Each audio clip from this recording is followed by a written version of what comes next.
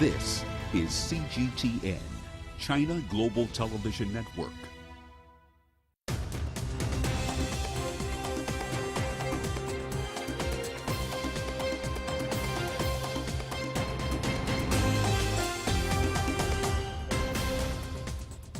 Hello and welcome to China Global Television Network. This is The World Today. I'm Beatrice Marshall in Nairobi. Here are your top stories. Chinese President Xi Jinping visits the Beijing Winter Olympics venues as the closed-loop system for COVID prevention comes into effect. Chinese Foreign Minister Wang Yi kicks off diplomacy in 2022 with his traditional first trip to African nations. And WHO warns the fast-spreading Omicron variant could trigger more dangerous coronavirus strains. With just 1 month to go before the Beijing Olympics begin, Chinese President Xi Jinping paid a visit on Tuesday to several official venues in the Beijing competition zone. The president visited the National Speed Skating Oval, the main media center, the Athletes Village, the Operations Command Center, and a winter sports training base. He learned about preparations for the hosting of the Games and how Chinese athletes have been training. President Xi thanked the organizers for their dedication and said he was confident that the Games will be a success. We will make the Winter Olympics a success with our efforts. A green, safe, and simple Olympics will be the most splendid and successful one. The president said the application of new ice-making technology which recycles and reuses ice and snow contributes to a green Olympics and China's goal to reduce carbon emissions. To ensure the Games' safety, President Xi called for adherence to the highest levels of COVID-19 prevention measures. The president also extended his New Year greetings to athletes and Olympics personnel. The Winter Olympics will take place from February the 4th to the 20th, followed by the Paralympic Winter Games from March the 4th to the 13th. The first group of Olympic personnel from overseas have arrived in Beijing. COVID-19 countermeasures such as the closed-loop management are now in effect. Wang Haiyang walks us through the process. Organizers are now implementing the pre-games phase on the playbooks of COVID-19 countermeasures from January 4th to the 22nd. Among these is the imposition of closed-loop management on a small scale for personnel involved in the Games. Beijing Capital International Airport is the officially designated airport for the entry and exit of overseas Olympic personnel to the three competition zones of the Beijing Olympics, namely Beijing, Yanqing, and Zhangjiakou. Terminal 3 has been designated for arrivals and departures of all athletes, coaches, referees, technical officials, and Games personnel from all over the world. After entering Terminal 3, passengers will go through a series of procedures. First, they are required to show their health status and their travel route. Then, they will go through a non-contact body temperature detector, and then to the nucleic acid sample collection area. Those involved in the Games can directly go through border inspection procedures without waiting for the nucleic acid test results. The airport-based team for the Games is ready to meet the demands of Games participants for worry-free arrival at the competition venues. Athletes don't need to carry their large luggage, such as luges, sleds, and other sports equipment. Our logistics team will transport those directly to stadiums, venues, and a waxing room. The first batch of volunteers for the Games began work on January 4th. The 16 volunteers will provide reception and departure services. The accreditation card for the Beijing Winter Olympics is recognized from January the 4th. The card allows all overseas personnel involved in the Games entry into China. The Beijing Organizing Committee for 2022 Olympic and Paralympic Winter Games has issued the second version of the Games playbook, where closed-loop management is one of the 6 key principles for COVID-19 prevention.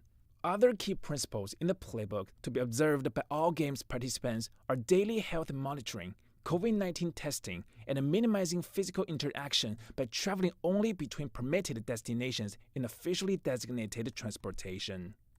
Those who have not been fully vaccinated can enter the closed-loop system after observing 21-day quarantine.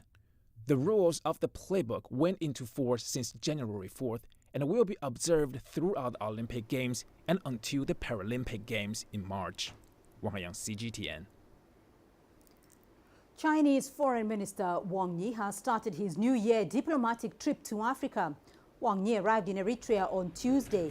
He has met with the country's President Isaias Afewerki and Foreign Minister Osman Saleh. He will also visit Kenya and the Comoros on the trip. China has been Africa's largest trading partner for more than a dozen years, and it's become a tradition for Chinese foreign ministers to start every year by visiting Africa. We have more on that report on Africa Live.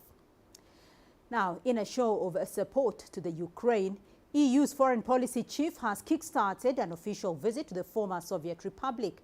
He's there to hold talks with Ukraine's foreign minister to address the build-up of Russian military near the country's border. This Friday, NATO's foreign ministers will hold a virtual emergency meeting to discuss the crisis. This will be followed by talks by officials from the US and Russia in Geneva on Sunday, and then a meeting of the NATO-Russia Council next week. The South Korean Joint Chiefs of Staff say the Democratic People's Republic of Korea has fired an unidentified projectile into waters off its eastern coast. South Korea's Yonhap news agency says the country is holding an emergency meeting to discuss Pyongyang's missile launch. Japan also announced it will hold talks with the US on Friday to discuss security issues. Jack Batson has the latest in Seoul.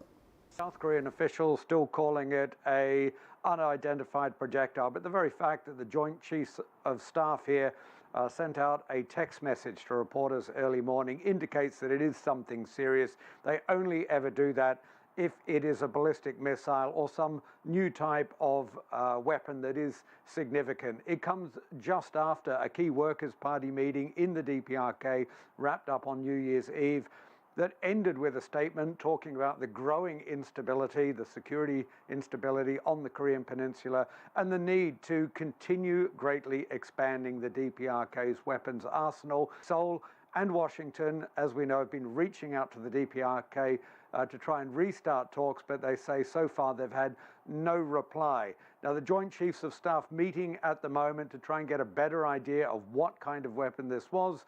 We know the military is on alert for any potential further tests throughout the day. And they're going to be looking, is this a new weapon? That something like we saw last year when we saw hypersonic missiles, cruise missiles, train-launched ballistic missiles, submarine-launched ballistic missiles, many new types of weapons from the DPRK tested. Or is this going to be, one of the old weapons? And through getting some insight into this, they'll be able to figure out, is this is a new weapon test? If it is a sign that the DPRK perhaps wants to come to the negotiating table, raise the stakes by firing an old type of weapon, or is this just something part of the DPRK's winter military exercises, which often happen around this time of the year? Australia and Japan are expected to sign a treaty to beef up military cooperation at a virtual summit on Thursday. Earlier, Japanese Prime Minister Fumio Kishida cancelled his trip to Australia and the United States due to a surge in COVID-19 cases. Australian Prime Minister Scott Morrison said the two sides will sign a reciprocal access agreement. The deal is expected to set out a framework for defence forces of the two sides to cooperate. Both countries agreed to the treaty in principle back in 2020. The two sides also plan to discuss cooperation on clean energy, technology and materials.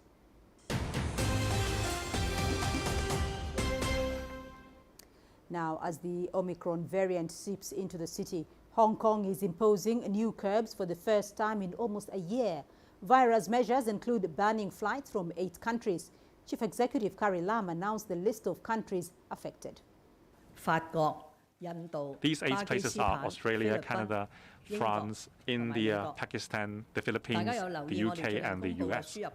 If you have paid attention, you would notice that most of our imported cases are from these places. We hope that this measure can drastically cut down the imported cases to Hong Kong. While other measures include a ban on indoor dining after 6 p.m., the closure of entertainment venues from Friday, and the cancellation of major events until January the 20th. This comes as authorities there begin a citywide search for the contacts of a COVID-19 patient. They've also ordered a Royal Caribbean cruise to Nowhere ship to return to port early. 9 passengers of the cruise ship were said to be linked to a recent Omicron cluster in the city. Well, an official from the World Health Organization has warned of the risk of a newer, more dangerous COVID variant. Senior Emergencies Officer Catherine Smallwood said that the fast spread of Omicron could trigger a new variant. Smallwood said the world is in a very dangerous phase as it sees infection rates rise very significantly. She also warned that Omicron could pose a greater threat because of the sheer number of cases. On Tuesday, one WHO official said the organization still recommends 14 days of quarantine for COVID patients, adding that a longer quarantine time could help keep case numbers as low as possible in countries with low infections. Well, Britain has reported more than 210,000 new coronavirus cases. Soaring infections have not only caused staff shortages in the healthcare system, but also many other sectors. Now, with Jabakil reports from London. It's not just the healthcare sector that's impacted, but other parts of the economy are feeling the effects of staff shortages too. After an extended Christmas holiday period, Tuesday was the first day many people returned to work and saw trains and public transport hit by cancellations. The rail delivery group, which represents train companies, says a fifth of services were cancelled over the past fortnight because of the pandemic, with around 1 in 10 staff off work too.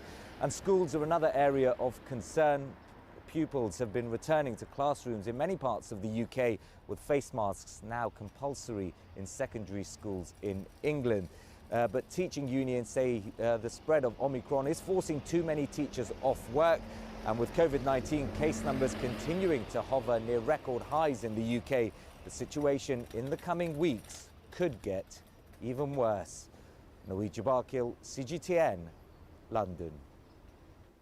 And that's it for this edition of The World Today. I'll be back shortly with more news from the continent in Africa Live. Thanks for watching.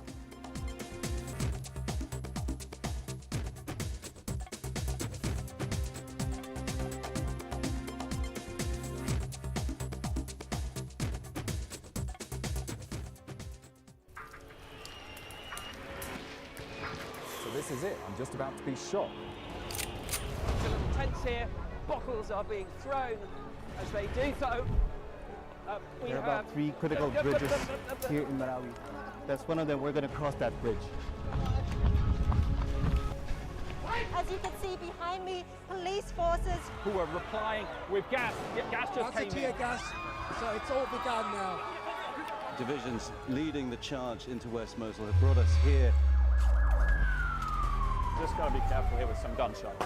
This is where most of the fighting has been concentrated. This is the front line now after 9 days of fighting. We're about 2 to 3 kilometers from within the front clear line. view of this front line position.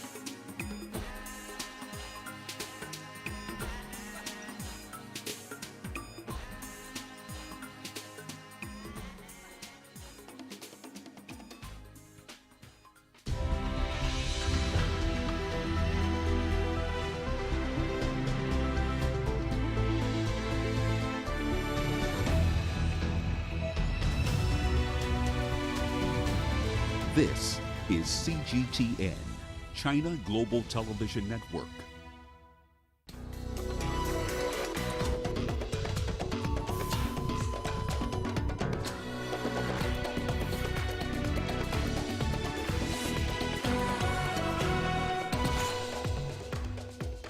Chinese Foreign Minister Wang Yi kicks off a diplomacy in 2022 with his traditional first trip to African nations. South African inquiry points to systemic corruption during former President Jacob Zuma's tenure. And pressure mounts on Sudan's military to involve civilians in its political transition. Hello everyone, welcome to Africa Live on CGTN with me, Beatrice Marshall, in Nairobi. Also ahead on the program. In business, the Democratic Republic of Congo is set to cut interest rates in 2022. And in the first part of our Game Changer series, we profile the Beijing Winter Games lighting engineer, Zhang Qin. Chinese Foreign Minister Wang Yi has started his New Year diplomatic trip to Africa. Wang Yi arrived in Eritrea on Tuesday. He has met with the country's President Isaias Afewerki and Foreign Minister Osman Saleh. He will also visit Kenya and the Comoros on the trip. China has been Africa's largest trading partner for more than a dozen years, and it has become a tradition for Chinese foreign ministers to start every year by visiting Africa. Well, China established diplomatic ties with Kenya in 1963, and since then, the mutual benefits of the bilateral ties have seen growth in both countries. Kenya has recorded immense development, mainly in infrastructural transport, and the spirit of shared prosperity is still vibrant between the two countries. CGTN's Nick Mudimba has more details. Kenya's relationship with China has grown in leaps and bounds over the years, and the bilateral ties have seen both countries make strides in trade, infrastructure, security, and now with the post-pandemic economic recovery. Chinese companies in Kenya have employed tens of thousands of locals. China has bolstered development strategies with Kenya under the framework of the Belt and Road Initiative. Through the BRI, China has supported modern infrastructure projects such as railways, roads, ports, and dams. China-Kenya ties continue to be fruitful. When China launched the Belt and Road Initiative in 2013, Africa joined and supported China's quest to connect the world and build a community of shared future and shared prosperity for humanity. President Xi Jinping and President Uhuru Kenyatta agreed to upgrade relations to comprehensive strategic cooperative partnership. China and Kenya are good brothers, friends, partners. Under the strategic guidance of President Xi and President Kenyatta, the China-Kenya relationship has made significant progress in recent years and is in its best shape. China's investment stock in Africa has increased from some $200 million to $47 billion since the establishment of the Forum on China-Africa Cooperation in 2000. That's according to the report by the Shanghai University of International Business and Economics. The top 10 countries, including Kenya, account for 63% of China's direct investment stock in Africa. The China-Kenya relationship has grown conspicuously over the years and resulting to mutual benefit between the two countries. Foreign Minister Wang Yi's visit to Kenya will indeed bolster what already exists between the two countries. Nick Mudimba, CGTN, Mombasa, Kenya. South Africa's Commission of Inquiry into State Capture has handed over the first part of its final report to President Cyril Ramaphosa. The commission was tasked with investigating corruption during former President Jacob Zuma's presidency. It heard testimony from hundreds of witnesses detailing their account of events in terms of how the state was captured. State capture refers to the way private individuals and companies illegally influenced state institutions to do their own bidding. CGTN's Elisa Njamela has more. Almost 4 years to the day since the Commission of Inquiry into State Capture started, Chairperson Judge Raymond Zondo handed the first of 3 reports to President Cyril Ramaphosa. The first part of the report is divided into 3 volumes. The first volume deals with corruption at the country's national airline, the South African Airways. It also targets the findings on the Gupta family who owned the New Age newspaper. The New Age newspaper was allegedly used to secure advertising and sponsorship from the state-owned government communication and information system. The Guptas are a wealthy family with origins from India. The family have been accused of meddling in state matters during former President Jacob Zuma's presidency. The third volume deals with the capture of the South African Revenue Services. Zuma set up the commission himself in 2018 after an order from the High Court in Pretoria. Both Zuma and Ramaphosa testified at the commission.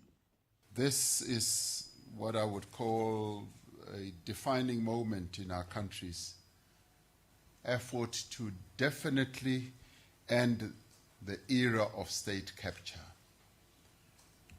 and to restore the integrity and credibility and the capability of our institutions, but more importantly, our government.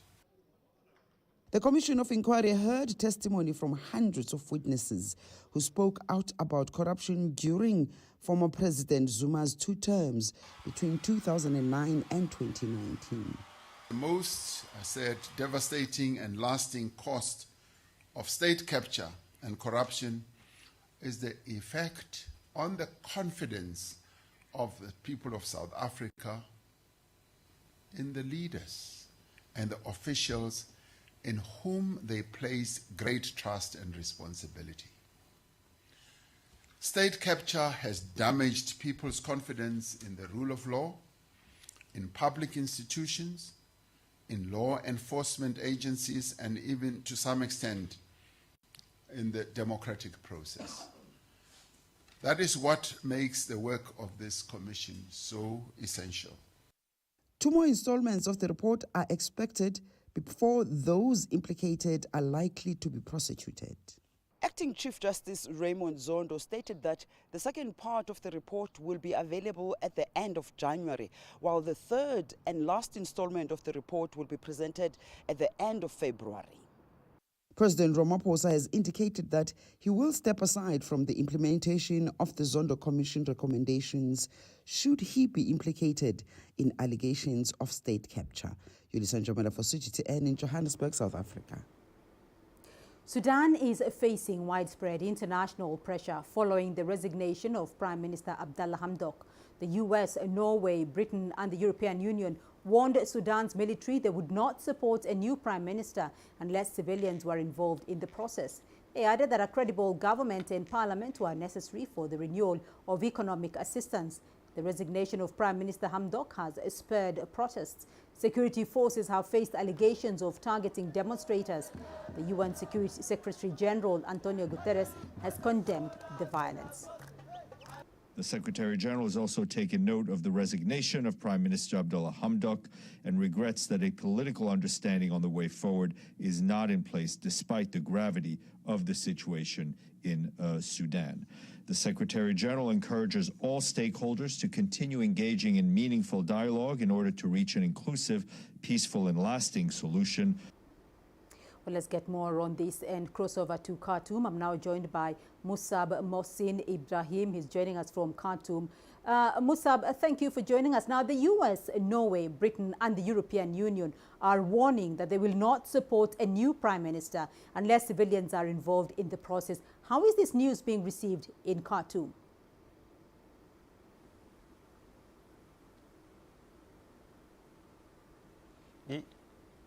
Yeah, thank you for having me. As we know, what's the International Committee was saying about Sudan and about the critical situation here, yeah, the Troika countries are asking and advocating for the civil government, and they're calling for a new prime minister that's being acceptable by civilian on the street. But the problem here is not the prime minister, because even if they bring a new prime minister, the people in the streets will not stop going in the streets, because their problem is the military, there's no problem with the BM, even when the Prime Minister Abdullah Hamdok was there. So people were also going to streets, even as we know that the Prime Minister Abdullah Hamdok was being acceptable by all Sudanese people. And when he resigned, a lot of Sudanese people feel in sadness, and they went to the street. Before 2 days, they're holding hashtag. They said, like, we will bring you back. So we can say this from a vision that in the people in the streets, they don't have a problem with the PM. So it's mean for them nothings. So their big problem, the reason that they went out and go on the streets and fight and they get injured, because they don't want the government. They don't want the military government. They want just a civil government. They don't want the military in the vision of the politics for the country. So the vision showed us, even if they hire a new prime minister, the streets will not stop, because their main problem is the military. So the people, they asking for a civil government, but are not asking about prime minister. Back to you to the stadium. All right, Musa Mohsin Ibrahim joining us there from Khartoum. Thank you.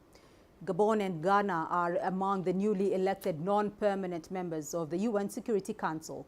Along with Albania, Brazil and the European Union, they took part in an installation ceremony of their national flags on Tuesday.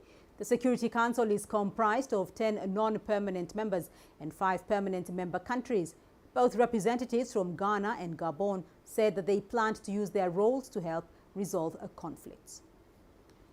Where the security and dignity of the peoples of the world are at risk, we come to the Security Council not to fill a quota, but to give a voice, a face, as well as a commitment and hope to the countless who await action commensurate with their fear and insecurity. Ghana comes onto the Council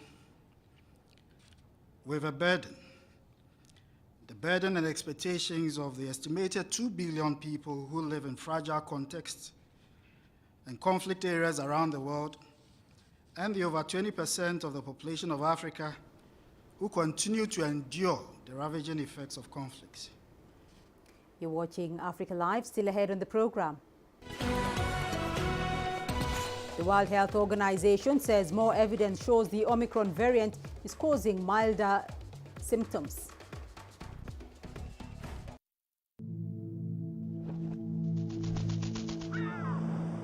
How will your world change today?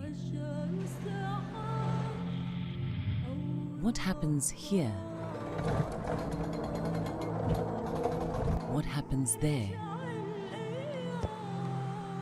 Or what you make happen for yourself? If it matters to you, it matters to us too. Your stories are the stories that need to be told. Africa Live. Find your voice.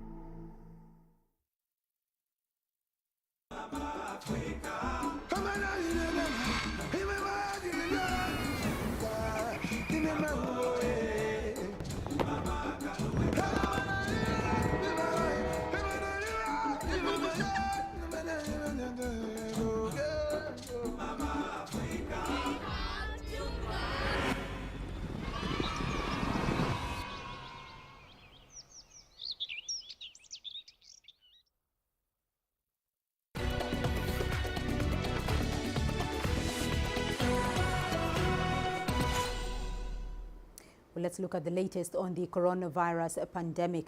The World Health Organization says more evidence is emerging that the Omicron variant causes milder symptoms than previous variants. WHO Incident Manager Abdi Mahamoud told journalists in Geneva that Omicron is affecting the upper respiratory tract. His remarks on the reduced risks of the severity of the disease is backed with other data, including a study from South Africa. We're seeing more and more studies pointing out that Omicron is infecting the upper part of the body, unlike other ones, the lung, who has been causing severe pneumonia. It can be a good news, but we really require more studies to prove that. We had a good number of studies coming up, proving again what we heard from South Africa, that the vaccine still protects you against hospitalization and severe disease and death, and that's what vaccines were designed. The challenge has not been the vaccine, but the vaccination and reaching those vulnerable populations.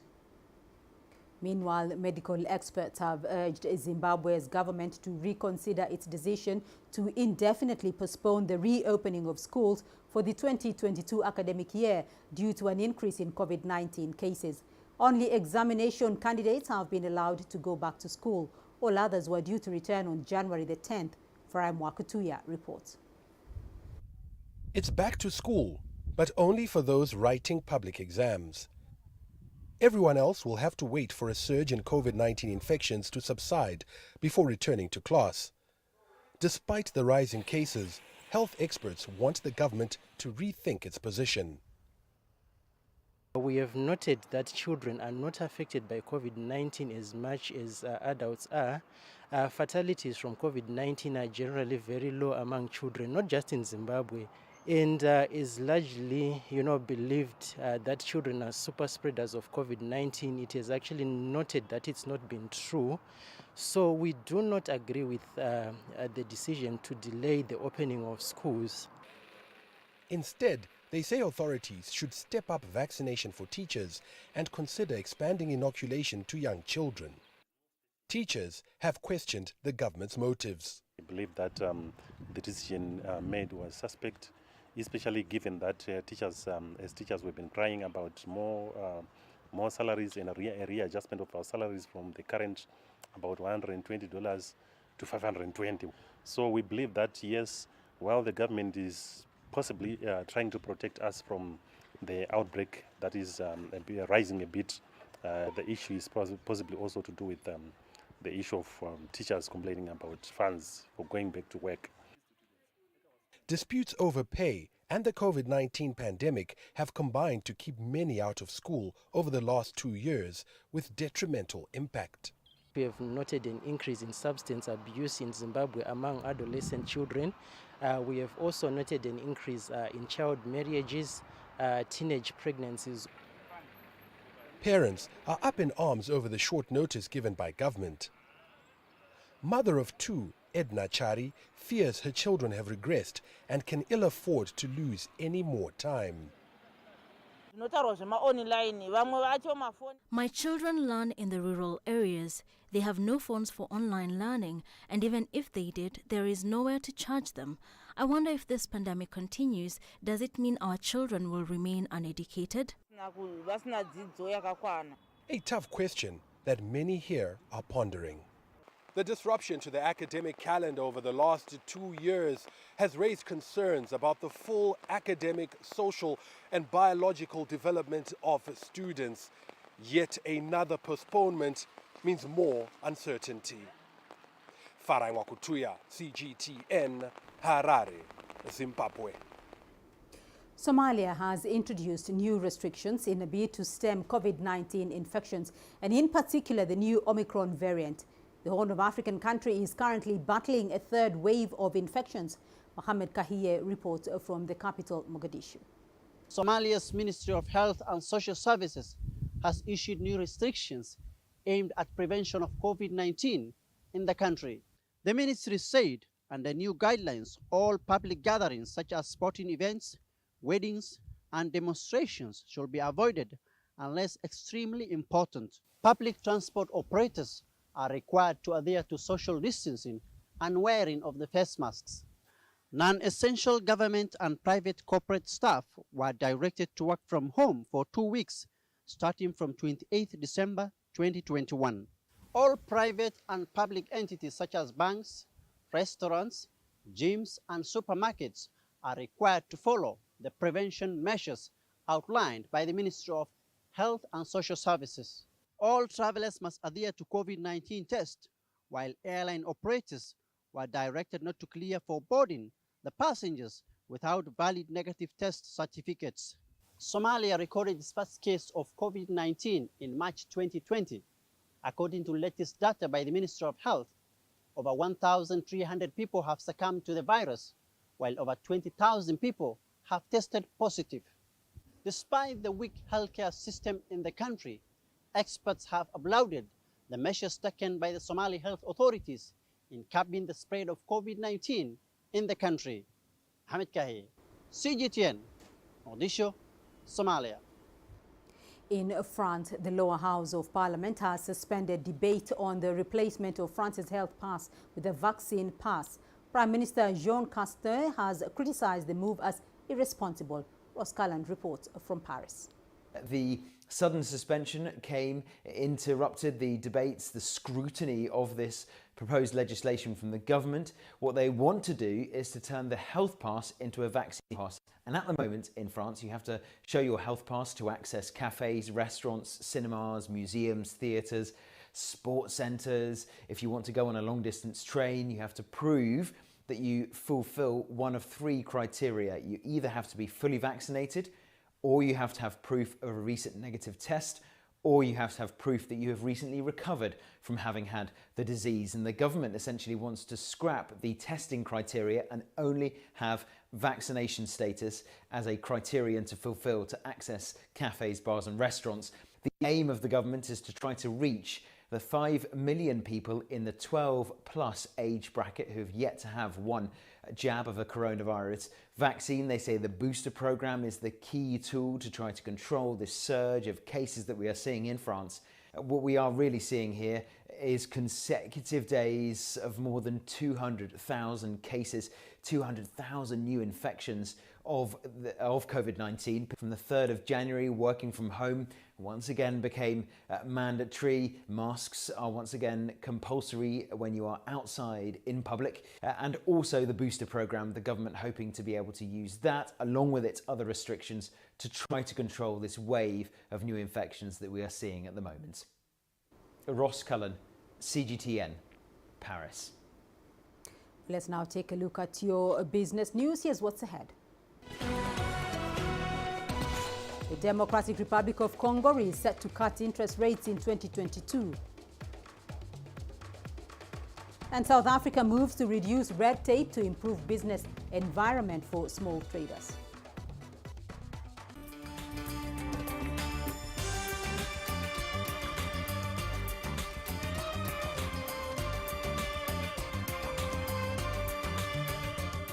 Hey there, my name is Asta Tao, and there are 3 things you should know about me. I love food, I'm obsessed with history, and I travel whenever I can.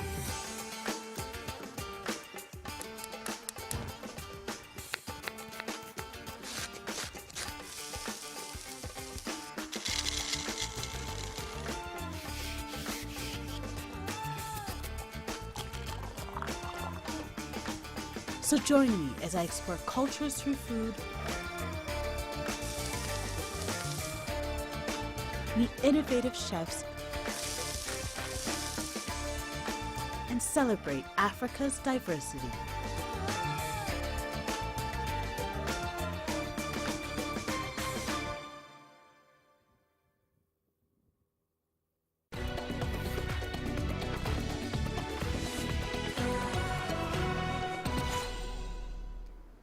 The Democratic Republic of Congo's central bank expects to cut its main interest rate in 2022 from 8.5% to 7.5% following a period of macroeconomic stability. According to the bank, the economy recovered strongly from the impact of the COVID-19 pandemic in 2021, growing by an estimated 5.7%. Growth is projected to rise to 6.1% in 2022. Inflation was estimated at 5.1% in 2021 and was projected to remain around 5% in 2022. The head of the International Monetary Fund last month called the DRC a rare bright spot in Africa's economic performance, owing to high commodity prices and government reforms that have improved public finances. In Senegal, President Macky Sall has laid the foundation stone for the construction of a $1.13 billion deepwater port south of the capital, Dakar. The port, which is being developed by Dubai's state-owned port operator DP World at Ndayane, is the biggest private investment in the West African country. The project is a joint venture between DP World and the Port Authority of Dakar. Its first phase will include 840 meters of quay and a 5-kilometer marine channel designed to handle 366-meter vessels. The second phase will add 410 meters of container quay and a further dredging to handle 400-meter vessels. President Sall says this new port will bring greater economic growth, prosperity and jobs to the country. Somalia's leading telecom firm Hormud is marking its 10th anniversary since launching its mobile money transfer service EVC Plus. Over 70% of Somalia's 15 million people are now using the platform to transact daily business, making it one of the fastest growing cashless populations on the continent. CGTN's Mohamed Kahiye reports from the capital, Mogadishu. Ahmed Noor Abdi, the manager of Fast Grow store in Mogadishu, is keenly serving his customers without any concern about the payment. With the help from Somalia's biggest telecommunication firm Hormud, thousands of businesses like his are enjoying the benefits of EVC Plus mobile money payment service for the past decade. The EVC Plus money transfer has boosted our business by making the transactions with customers easy without challenges. But before the service was introduced, there was a lot of risk in carrying huge amounts of cash, and it was difficult to verify counterfeit money. The EVC system has omitted that concern now. According to Hormud, transactions worth more than $5 million are conducted daily using EVC Plus mobile money transfer platform, as the company with over 8 million subscribers aims to expand its free services in the Horn of Africa region in the near future. Hormud Telecom is planning to have business partnership with other Eastern Africa telecom and banking companies so that we can interconnect our services in order for them to have market share, hereby introducing their services. And the same way we want to penetrate in their markets to introduce our products to our bigger population in the region, because we believe business nowadays don't have border restrictions.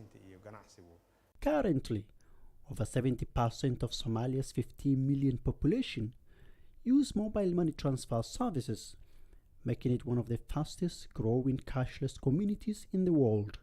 Since its inception 10 years ago, Somalia's leading mobile money transfer EVC Plus has transformed lives by creating jobs and enhancing business activities with no charges for sending and receiving of money. Mohamed Kahil, CGTN, Mogadishu, Somalia. South Africa is accelerating efforts to clear bureaucratic red tape that continues to squeeze the life out of small business that are struggling to recover from COVID-19. South Africa has one of the best tax systems in the world, but it is quite complex for SMEs. So, what are some of the impediments to starting or running a small business in South Africa? Sumitra Naidu finds out. Research shows that small businesses have the potential to address unemployment and help grow the economy. But in South Africa, entrepreneurs are faced with a list of hurdles before and after starting a business.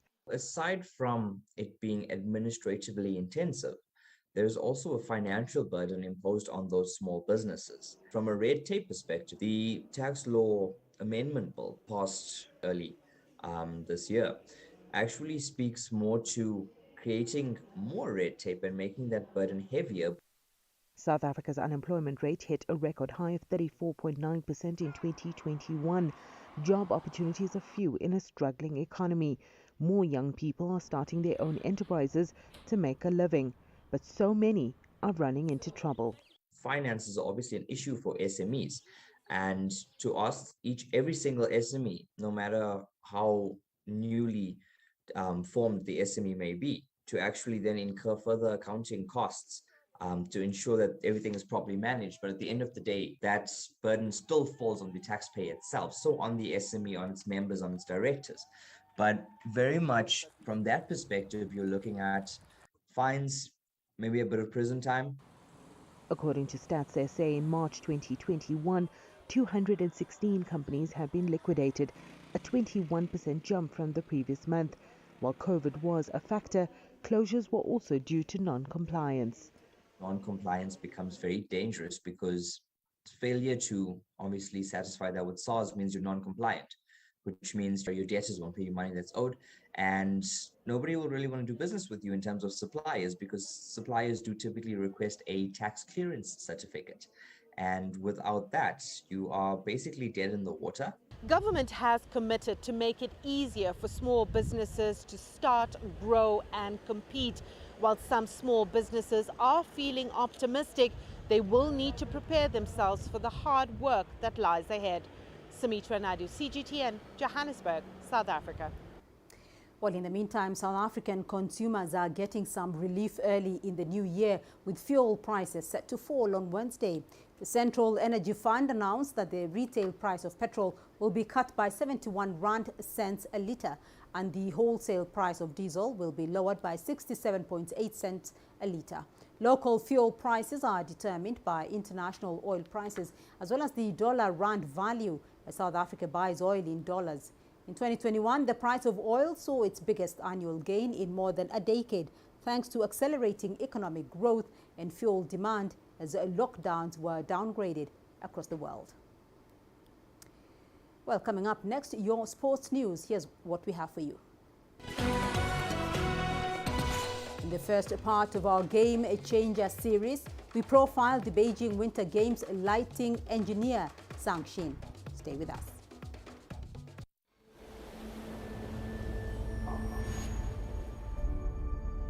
How would you create your legend? On the fields,